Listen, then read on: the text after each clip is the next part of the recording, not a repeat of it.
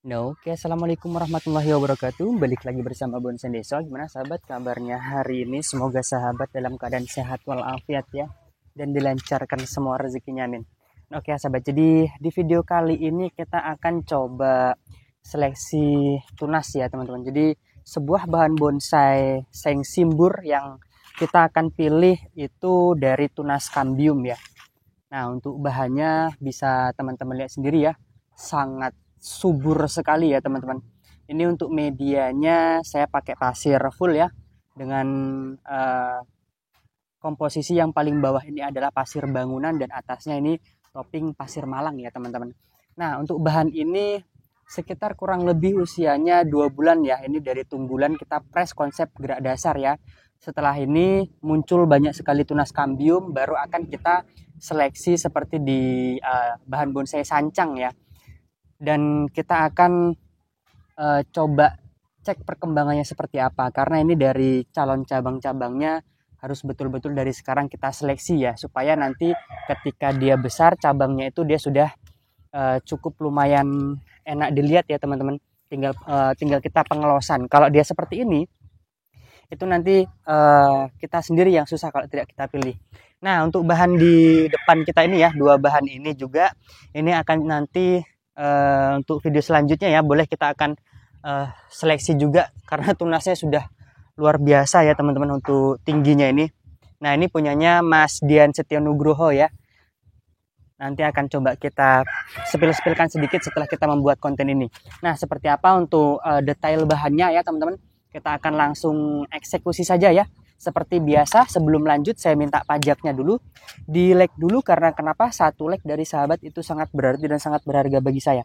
Dan kemarin ada permintaan supaya Mas coba buatin konten bahasanya itu bahan bonsai yang ditinggal untuk ke luar kota atau mudik. Nah, ini sangat menarik sekali ya. Kita akan bahas juga ya teman-teman, untuk caranya seperti apa supaya kita berbagi pengalaman ya. Oke, untuk pohonnya bisa teman-teman lihat sendiri ya, sangat subur sekali ya teman-teman. Kita akan coba cek dulu. Nah, untuk pupuknya ini kemarin sudah saya kasih pupuk sedikit mutiara ya teman-teman. Mutiara 1616. Kita kasih pupuk mutiara juga, apakah aman? Insya Allah aman ya teman-teman, karena yang penting kita tidak terlalu banyak overdosis atau tidak berlebihan ya ngasih pupuknya ya teman-teman.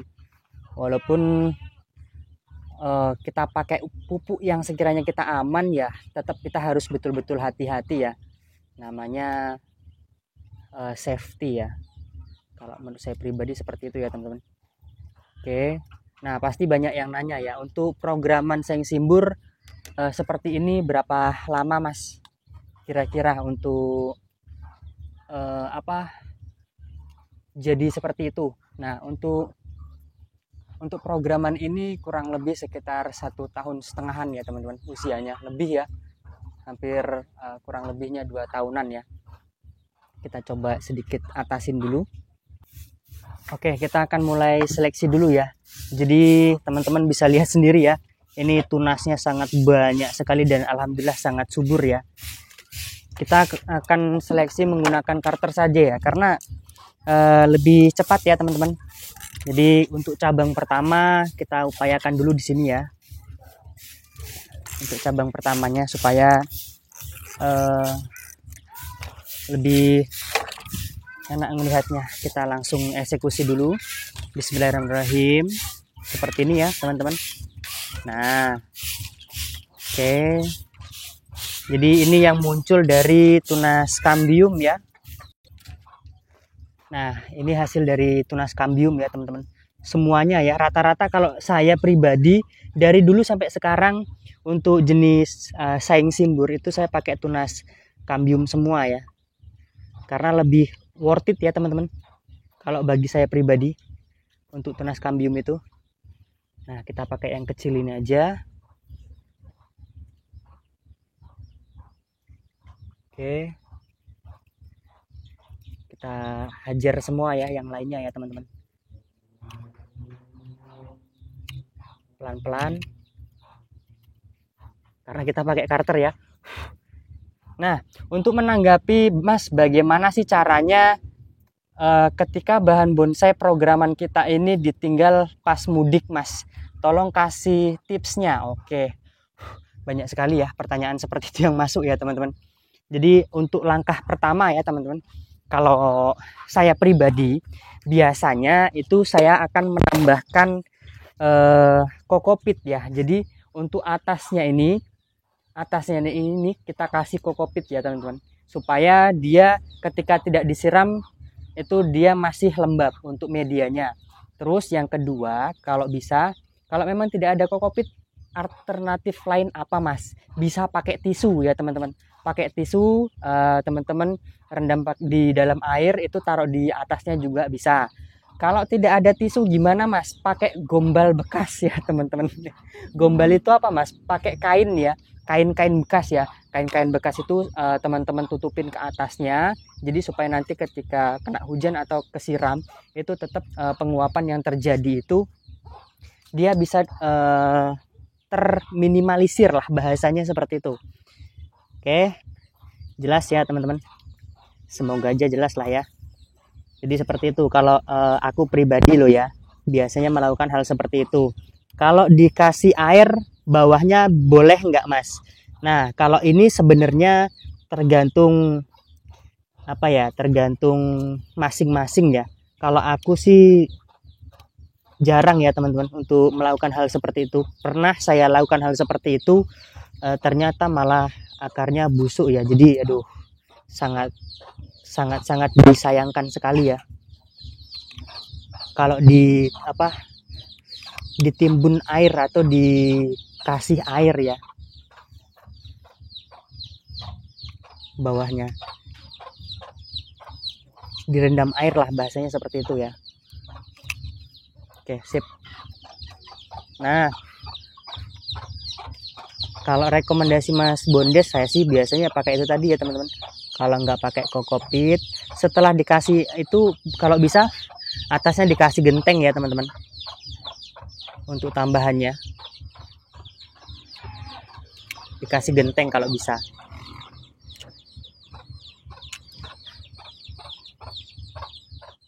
Supaya meminimalisir atau untuk memaksimalkan supaya media itu tetap lembab terus ya. Nah seperti ini untuk hasil sementaranya ya teman-teman. Oke, kelihatan jelas ya. Kita coba siram sedikit ya supaya lebih jelas ya teman-teman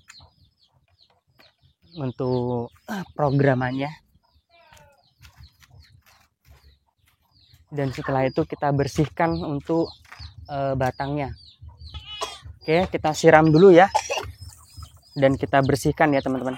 Ini kita bersihkannya pakai sikat kawat aja ya, supaya lebih cepat ya teman-teman untuk bersihnya. Karena nah ini tuh kelihatan lebih jelas ya, ini keraknya kerak bumi semua ya. Cuman hati-hati ya kalau dia seperti ini, jangan sembarangan ya teman-teman,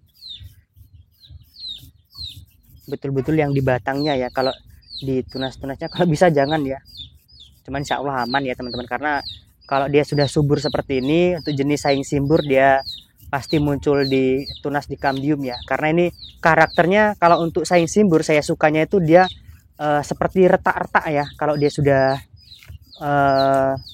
tua atau sudah waktunya tua ya.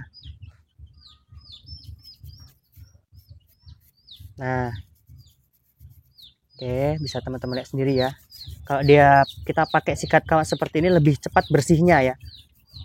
Tuh. Lebih cepat sekali ya teman-teman. Nah, sip. Tinggal kita siram lagi menggunakan air.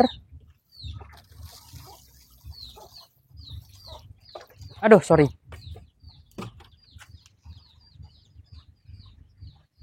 Nah, hasilnya seperti ini ya untuk sementara.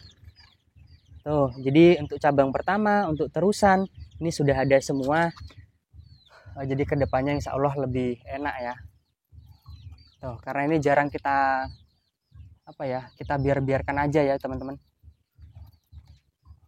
Tuh, untuk akarnya full keliling semua ya. kelihatan lebih jelas. Sip. Nah, jadi seperti itu. Untuk tipsnya sudah kita kasih tahu ya. Kalau ada kokopit, jadi tutup dengan full kokopit. Setelah itu dikasih genteng. Itu cara pertama. Untuk cara kedua, kalau tidak ada kokopit, itu bisa menggunakan tisu ya, tisu muka ya. Jangan sampai tisu basah ya teman-teman. Yang kering itu. Mas dipanggil Mbak itu loh. Tuh. Bisa menggunakan tisu karena tisu itu juga kan bisa menjaga kelembapan juga ya. Ditutup tisu, setelah itu dikasih genteng juga ya, yang penting untuk penahan supaya lebih aman lagi, tidak gampang kabur ya. Ketiga, kalaupun tidak ada tisu, tidak ada kokopit, itu bisa menggunakan baju ya atau kain bekas ya, kain bekas yang bersih teman-teman tutupkan di sekeliling ini. Setelah itu ditutup dengan genteng ya. Itu opsi saya. Kalau teman-teman bisa atau yakin mau direndam pakai air ya, di bawahnya ini pakai rendaman pakai air, kalau teman-teman yakin ya tidak masalah. Cuman hati-hati pokoknya ya. Kalau menurut saya pribadi seperti itu. Oke, mungkin cukup seperti itu tips-tips kita hari ini. Semoga menginspirasi. Mohon maaf misalkan ada kata-kata saya yang kurang berkenan. Salam dari saya, salam dari Bonsai Deso. Assalamualaikum warahmatullahi wabarakatuh.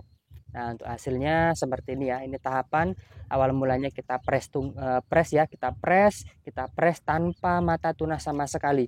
Kalau untuk saing simbur kita berani ya, karena sudah sangat sering sekali saya katakan untuk saing simbur ini seperti sancang ya, bisa keluar tunas baru di kambium ya teman-teman. Oke, mungkin cukup seperti itu. Salam dari saya, salam dari Bonsai Deso. Assalamualaikum warahmatullahi wabarakatuh.